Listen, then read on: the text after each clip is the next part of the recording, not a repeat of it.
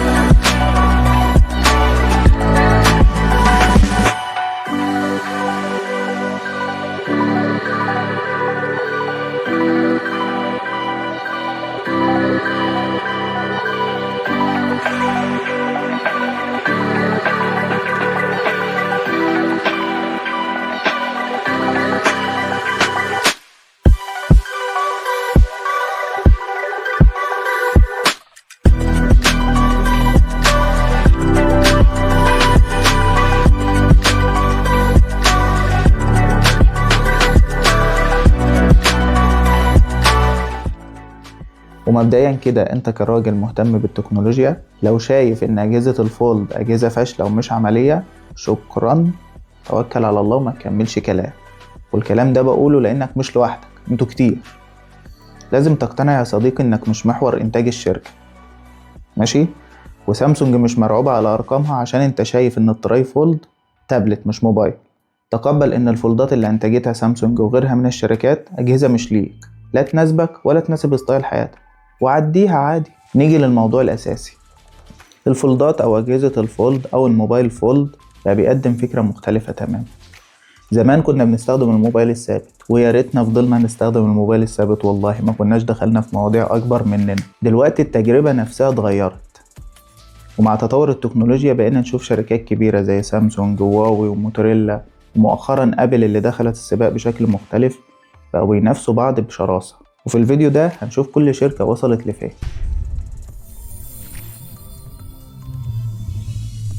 ونبدأ بهواوي والموديل بتاعها البيورا اكس ماكس اللي جاي بتصميم الباسبور العريض، وده نفس التصميم اللي التسريبات بتقول ان ابل شغالة عليه.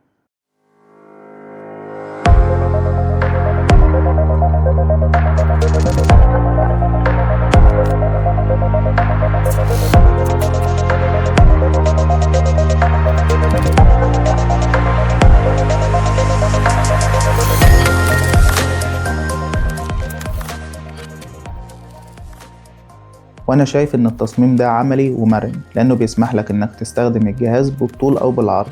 وعلى فكرة التصميم ده مش جديد، التصميم ده قديم وموجود في بدايات اجهزة الفولد من مايكروسوفت والجوجل بيكسل والاوبو فايند ان.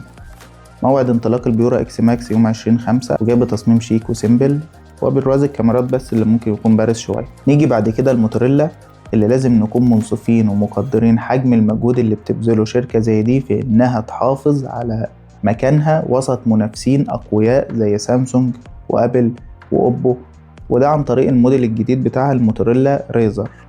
اسم غريب، موتوريلا ريزر، اللي هيجي بألوان غريبة وجديدة في نفس الوقت، وهيكون متوفر بأكتر من فئة منها البلاس والألترا. الفولد التالت معانا من سامسونج هو زي فولد 8 وايد، اللي جاي بتصميم جديد وقصير وعريض، اللي بيختلف تماما عن التصميمات التقليدية اللي كنا بنشوفها.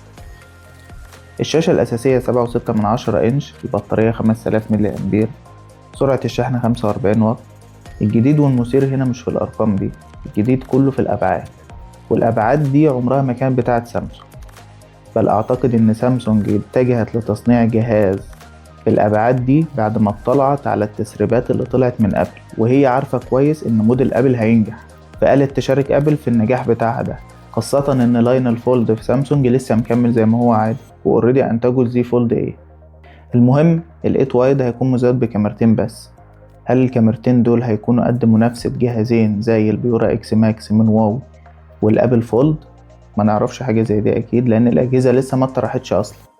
لكن اللي نعرفه ان المنافسة هتكون شرسة جدا جدا جدا بين الأجهزة دي، ومفيش حد يقدر يتوقع النجاح هيكون من نصيب مين فيهم.